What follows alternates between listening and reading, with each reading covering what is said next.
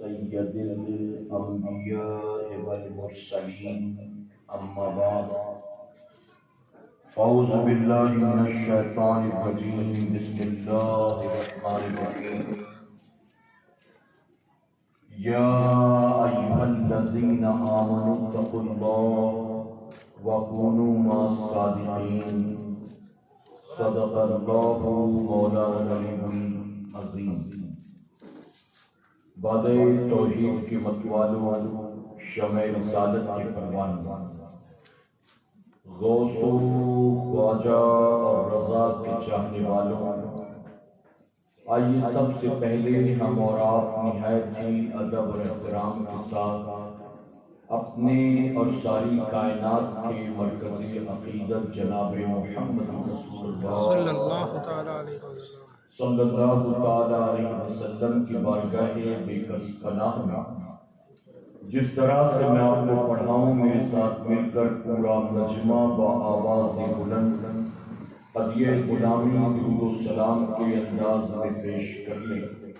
پڑھیں الصلاۃ والسلام علیک یا رسول اللہ، الصلاۃ والسلام علیک یا رسول اللہ، الصلاۃ والسلام علیک یا حبیب اللہ، الصلاۃ والسلام علیک یا حبیب اللہ، الصلاۃ والسلام علیک یا نبی اللہ، الصلاۃ والسلام علیک یا نبی اللہ، وعلی آلک وعلی آلک واصحابک واصحابک یا نور اللہ، یا نور اللہ، صلی اللہ تعالی صلی اللہ تعالی علیہ وسلم۔ علیہ وسلم۔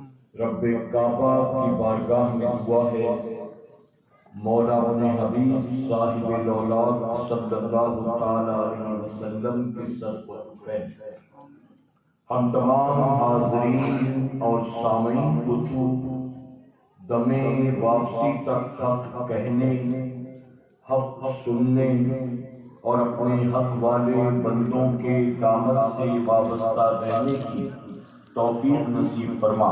آمین۔ ساتھ ہی بارگاہ رب العزت میں دعا ہے کہ میرے کریم اس سال جتنے تیرے بندوں اور بندیوں نے تیرے محبوب صلی اللہ علیہ وسلم کی 12ویں اور سیدنا سرکار غوث اعظم کی 11ویں منایا ہے، انہیں دنیا اور آخرت دونوں جہاں میں اس کا بہتر اجر عطا فرما۔ آمین۔ اور ہماری قیامت تک آنے والی تمام نسلوں کی گردن میں سیدنا سرکار غوث اعظم کی غلامی کا پٹا ڈال دے۔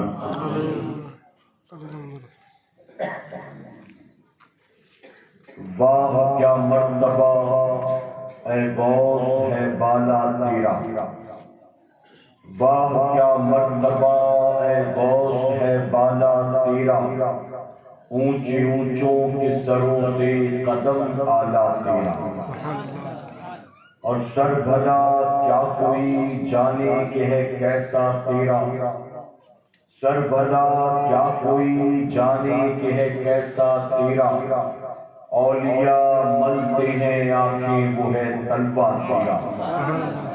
اور یا رسول اللہ صلی اللہ علیہ وسلم تیری سرکار میں لاتا ہے رضا اس کو شفیع، تیری سرکار میں لاتا ہے رضا اس کو شفیع، جو میرا غوث ہے اور لاڈلا بیٹا تیرا۔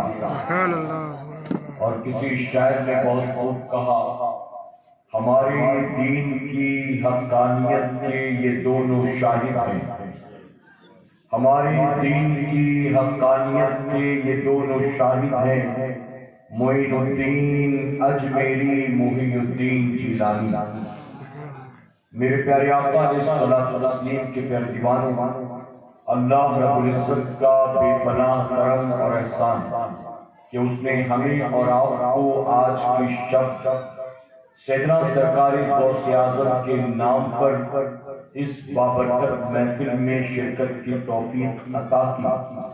میرا کریم محفل کے سجانے والوں کا سجانا اور ہمارا اور آپ کا یہاں فرمائے۔ آمین یا رب۔ میرے پیارے آقا علیہ الصلوۃ والتسلیم کے پہلوانوں، اٹھتے بیٹھتے چلتے پھرتے کھاتے پیتے سوتے جاگتے اللہ رب العزت کا شکر ادا کریں اس بات پر کہ اللہ نے ہمیں اور آپ کو اہل سنت والجماعت میں پیدا فرمایا ہے۔ بے شک اللہ نے ہمیں خوش عقیدہ سنی مسلمان کے گھر پیدا کیا، یہ اللہ کا ہم گناہ گاروں پر بہت بڑا احسان ہے۔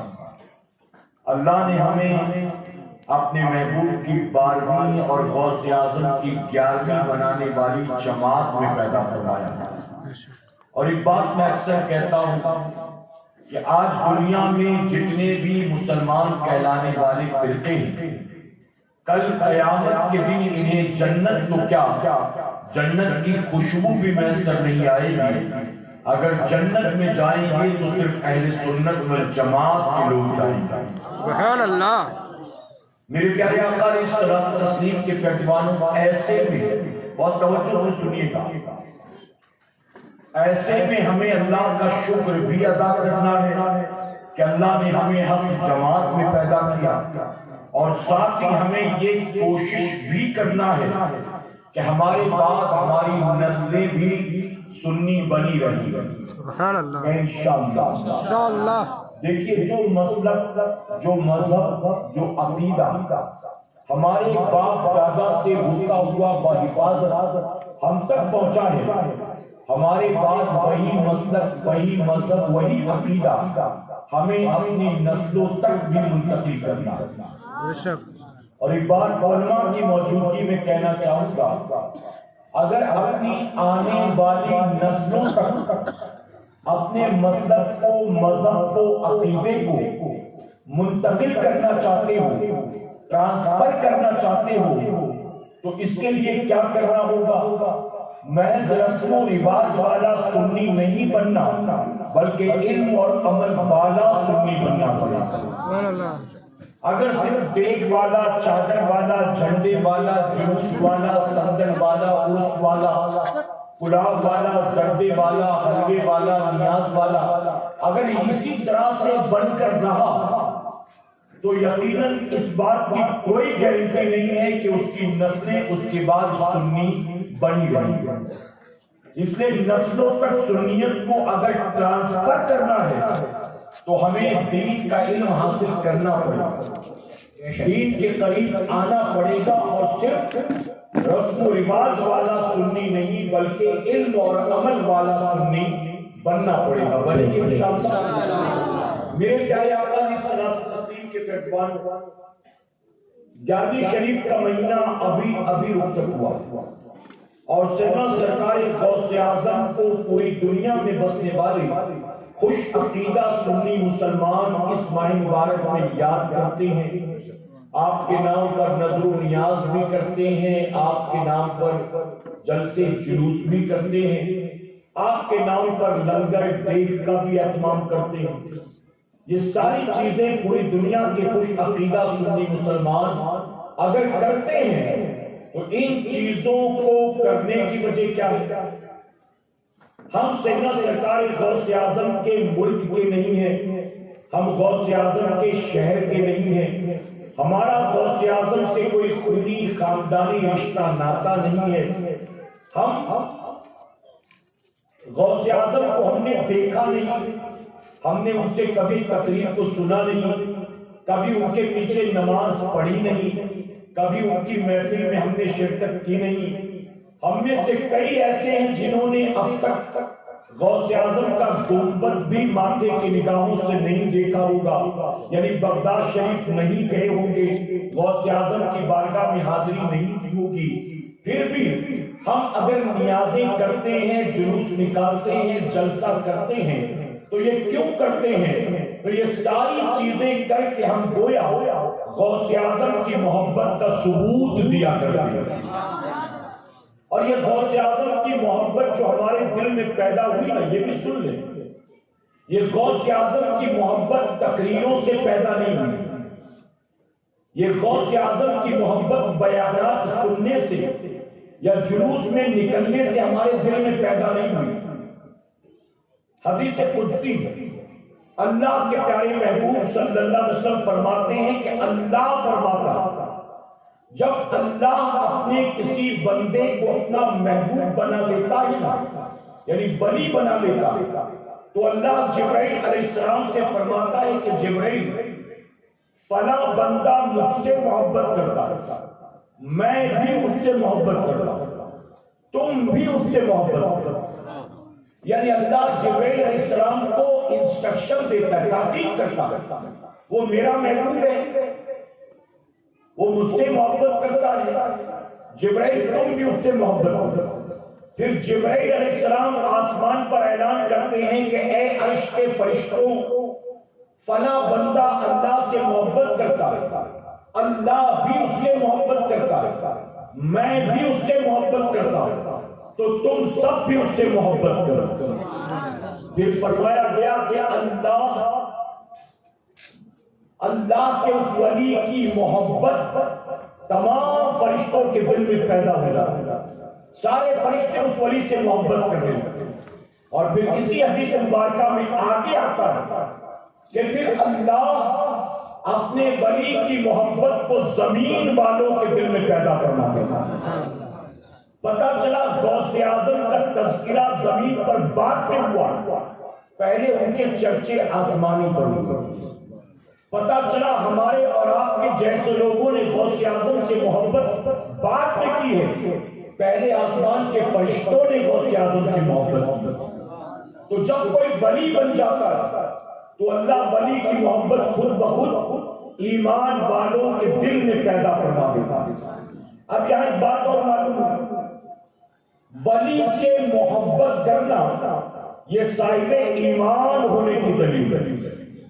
مومن ہوگا تب اللہ کے ولی سے محبت کرے، تب اللہ کے ولی۔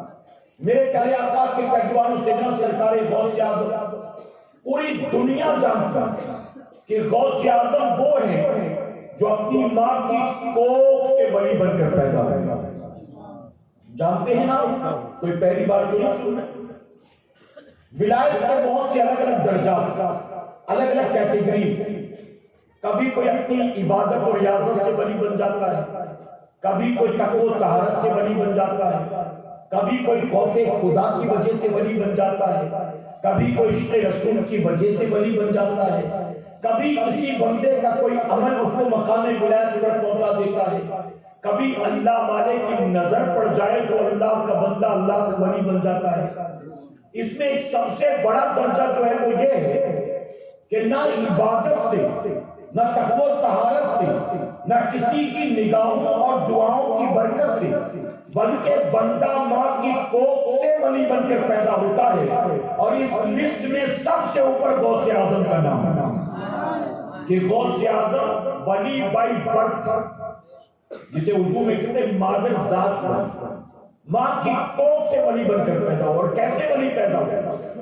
غوث اعظم کے والد جناب ابو صالح فرماتے ہیں، توجہ ہے نا اپنی، جناب ابو صالح فرماتے ہیں جب میری بیوی حمل سے یعنی پریگننٹ تھی تو اس وقت حضور اکرم صلی اللہ علیہ وسلم میرے خواب میں آئے اور آپ نے فرمایا کہ ابو صالح میرے بیٹے، تیرے گھر میں جو بیٹا پیدا ہونے والا ہے نا وہ میرا بھی محبوب ہے اور اللہ کا بھی محبوب ہے۔ اسی لیے غوث اعظم کو محبوب سبحانی کہا جاتا ہے۔ آپ کا لقب محبوب سبحانی یوں ہی نہیں ہے، چونکہ اللہ کے محبوب اس لیے محبوب سبحانی کہا جاتا ہے۔ آگے جناب ابو صالح فرماتے ہیں کہ حضور اکرم صلی اللہ علیہ وسلم نے فرمایا، ابو صالح تیرے بیٹے کو اللہ تمام ولیوں میں وہی مقام دے گا جو مقام اللہ نے مجھے تمام نبیوں میں عطا فرمایا۔ میں امام الانبیاء ہوں اور تیرا بیٹا امام الاولیاء ہوں۔ جناب ابو صالح فرماتے ہیں جب میری بیوی حمل سے تھی تو انبیاء میرے خواب میں آتے، کوئی مبارکباد دیتا، کوئی خوشخبری سناتا، کوئی بشارتیں دیتا، تو کہتے انبیاء نے مجھے خبر دی، اے ابو صالح تیرے گھر جو بیٹا ہونے والا ہے نا، میں غوث اعظم کا مقام بتا رہا ہوں، تیرے گھر جو بیٹا ہونے والا ہے نا سوائے انبیاء کے، صحابہ کے، ائمہ کے، تمام ولیوں کی گردن پر تیرے بیٹے کا قدم ہے۔ جو تیرے بیٹے کے قدموں کو اپنی گردن پر لے گا اللہ اس کے درجات کو بلند فرما دے گا، اور جو تیرے بیٹے کے قدموں کو اپنی گردن پر نہیں لے گا کسی بلند مرتبے پر بھی اگر ہوگا اللہ اس سے اس کا مرتبہ چھین دے گا۔ یہ شان غوث اعظم ہے۔ خواجہ اویس قرنی رضی اللہ عنہ، نام سنا ہے نا؟ سید التابعین، تمام تابعین کے سردار۔ حضور اکرم صلی اللہ علیہ وسلم نے اپنی وصال مبارک سے پہلے اپنا پیرہن سیدنا عمر فاروق اعظم اور مولا کائنات کو دیا اور کہا میرا یہ جبہ لے جا کر میرے غلام میرے عاشق اویس کو دے دو، اور اویس سے کہنا کہ اس کو پہن کر وہ میری امت کی بخشش کی دعا کرو۔ سمجھے نہیں آپ بتائیے امت کے لیے نبی سے بڑھ کر کسی کی دعا ہو سکتی ہے؟ کیا ہمارے اور آپ کے لیے نبی کی دعا کافی نہیں تھی؟ نبی اپنی امت کے پلی کو کہہ رہے ہیں میری امت کے لیے بخشش کی دعا کرو۔ اب بتائیے نبی کو کیا ضرورت تھی اویس قرنی کو کہنے کی؟ کیا نبی کی دعائیں ہماری بخشش کے لیے کافی نہیں تھی؟ نبی نے اویس قرنی سے اس لیے کہا تاکہ قیامت تک آنے والی امت کو یہ تعلیم مل جائے کہ اللہ والوں سے دعاؤں کی درخواست کرنا بریلویوں کا طریقہ نہیں ہے، نبیوں کے امام کا طریقہ ہے۔ سبحان اللہ، سبحان اللہ۔ اگر آپ پیر صاحب سے کہنا حضرت دعا کرنا تو شرک نہیں ہے، امام صاحب سے کہنا حضرت دعا کرنا تو شرک نہیں ہے، کسی نمازی سے کہہ دینا دعا میں یاد رکھنا تو شرک نہیں ہے۔ نبی کی سنت ہے نیک لوگوں سے، اللہ والوں سے دعاؤں کی درخواست۔ خواجہ اویس قرنی نے چونکہ حضور کا حکم تھا، حضور اکرم صلی اللہ علیہ وسلم کے پیرہن مبارک کے وسیلے سے محبوب کی امت کے لیے بخشش کی دعا کی حالت سجدہ میں۔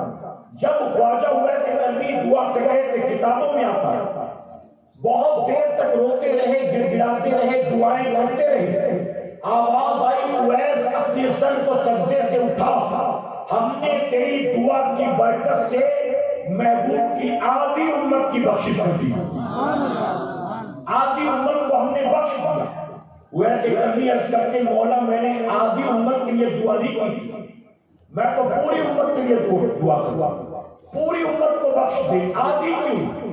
اللہ فرماتا ہے آواز آتی ویس آدھی امت کو تیری دعا کی برکت سے ہم نے بخش دیا، آدھی امت کو عبد القادر جیلانی کی شفاعت کے صدقے میں بخش دیا۔ اب آپ سوچیں بھی غوث اعظم آئے نہیں ہے، 470 ہجری میں پیدا ہوا، ابھی تقریباً 400 سال باقی، لیکن غوث اعظم کا ڈنکا پہلے سے بج رہا۔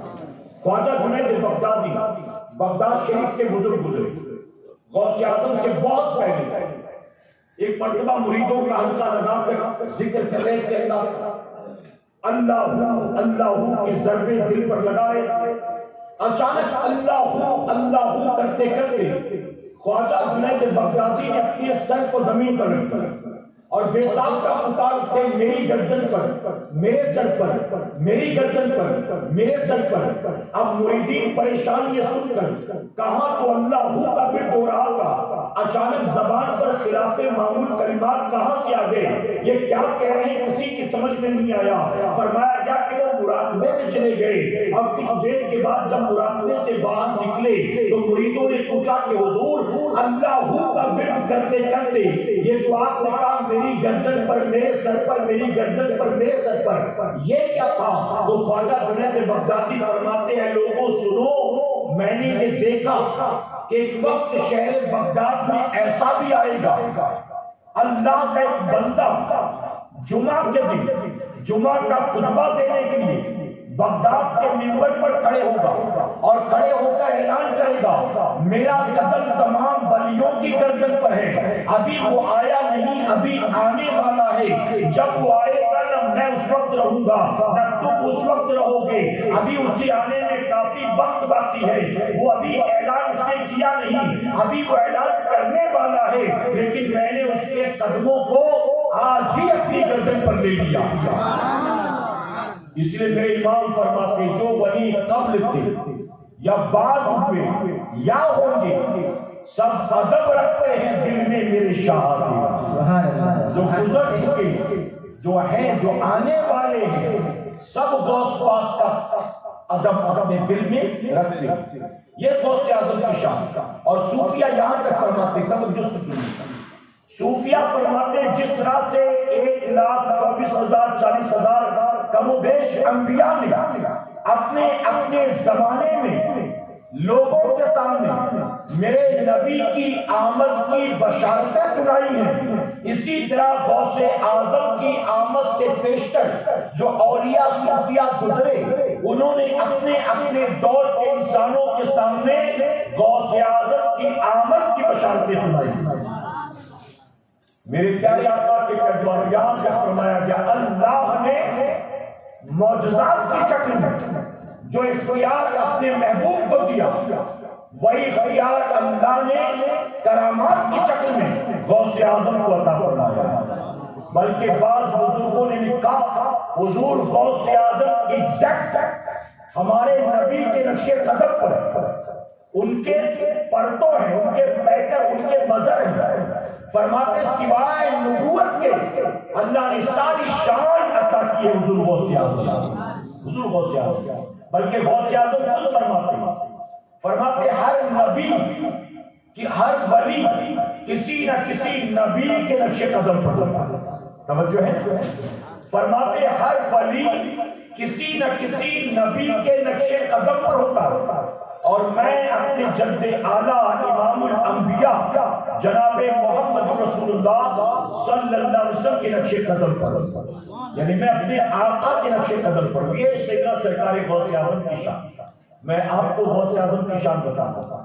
اچھا، چھٹی شریف کے موقع پر بھی میں یہاں آ چکا ہوں نا، آپ نے مجھ سے غریب نواز کے تعلق سے بھی بیان سنا۔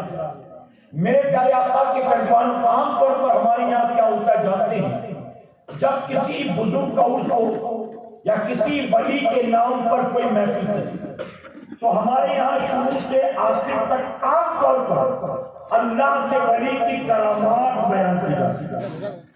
سننے والوں کو بھی مزہ آتا ہے، سنانے والوں کو بھی مزہ آتا ہے۔ جب کرامات سنتے تو لوگ ڈانس دیتے ہیں اور بولنے والے کو اور مزہ آتا ہے کہ اور کھل کر سناتا ہے۔ لیکن میرا تھوڑا سا سوچنا کچھ الگ، میرا بولنا کچھ الگ۔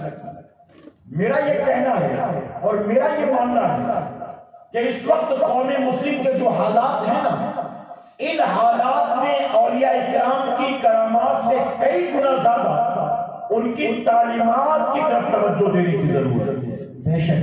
ورنہ ہم نے غوث اعظم کی کرامات تو بچپن سے اب تک کئی بار سنا۔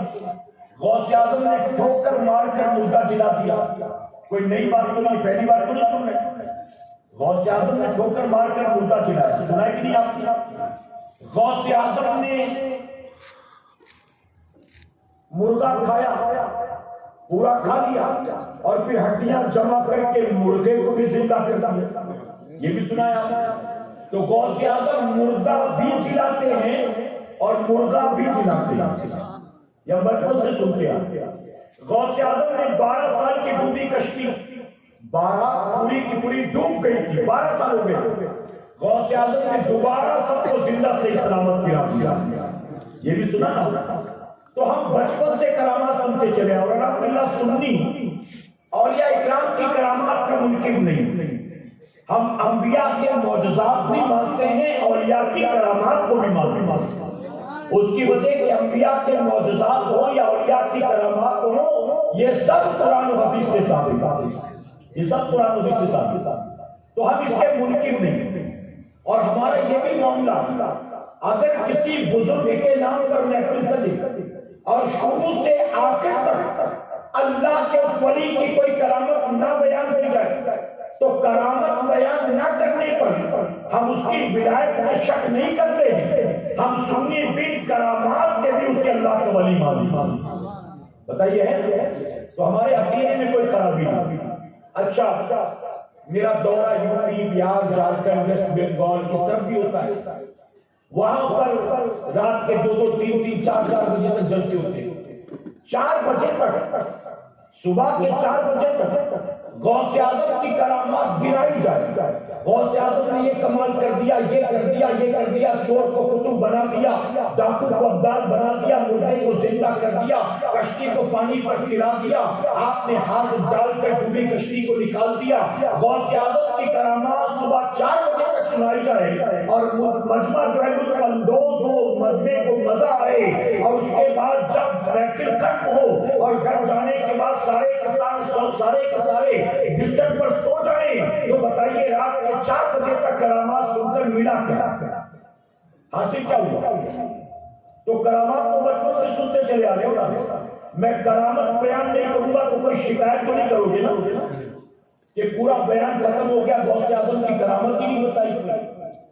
میرے پیارے آقا کے پہلوانوں، آخرت کو سنوارنا چاہتے ہیں، رب کو راضی کرنا چاہتے ہیں، تو کرامات سے زیادہ غوث پاک کی تعلیمات کی طرف توجہ دینے کی کوشش کریں. حضور غوث اعظم ماں کی کوکھ سے ولی بن کر پیدا ہوئے.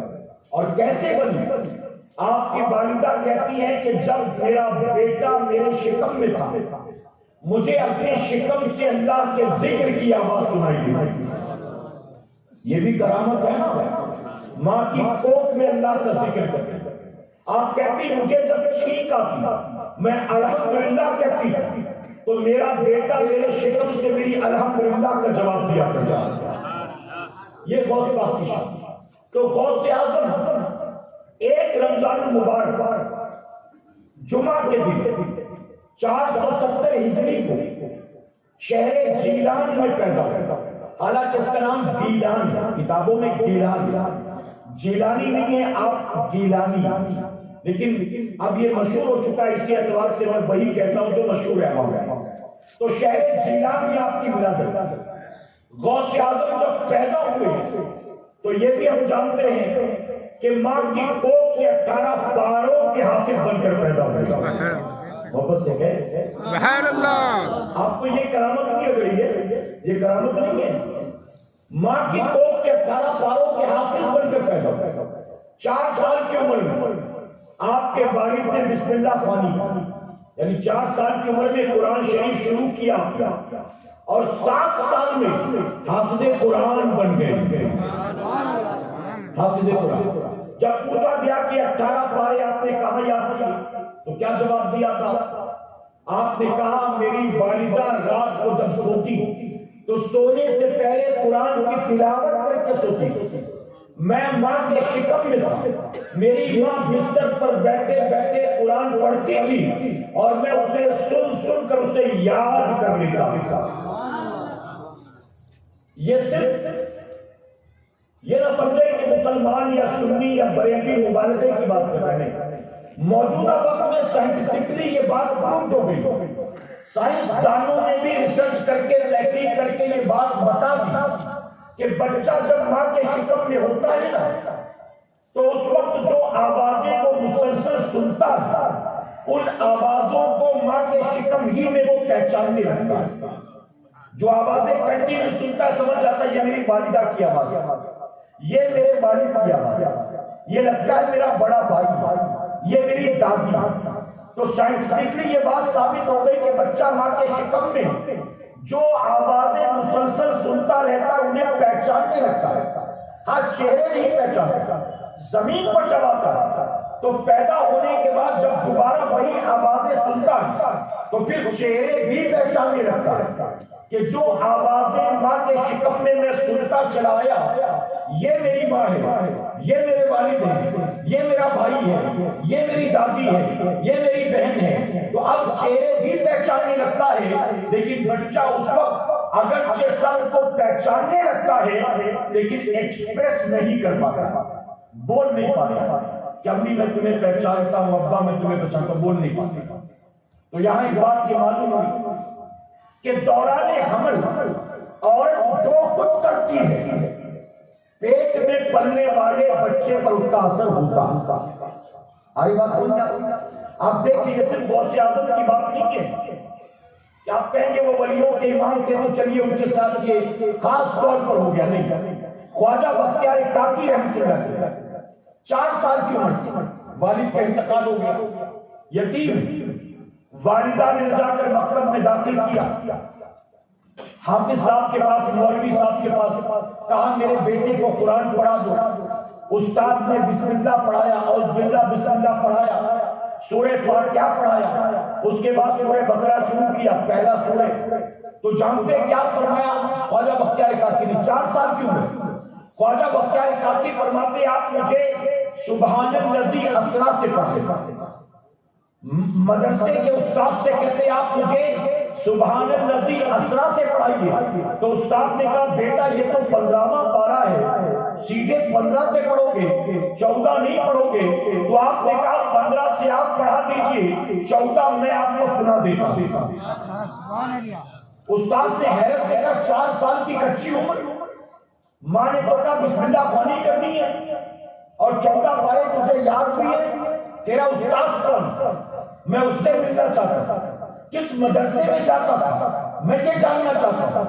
تو خواجہ بختیار کاکی کہتے ہیں کہ آج پہلی بار ہی مدرسے میں آئے، پہلے استاد آپ ہی ہیں زمین پر آنے کے بعد، کسی نے مجھے یاد نہیں کرایا۔ تو کہا پھر یہ 14 پارے یاد کہاں سے ہوئے؟ تو کہتے جب میں ماں کے شکم میں تھا نا، میری ماں گھر میں جھاڑو لگاتے لگاتے قرآن پڑھتی تھی، میری ماں آٹا گوندتے گوندتے قرآن پڑھتی تھی، میری ماں چاول پکاتے پکاتے قرآن پڑھتی تھی، میری ماں دال چھنتے چھنتے قرآن پڑھتی تھی، میری ماں کپڑے دھوتے دھوتے قرآن پڑھتی تھی، تو میری ماں گھر کے کام کاج کرتے کرتے قرآن پڑھتی تھی، اور شکم میں سن سن کر میں اسے یاد کرتا تھا۔ تو یہ 14 پارے میں نے یاد نہیں کیے، اپنی ماں کے شکم میں نے یاد کر دیا۔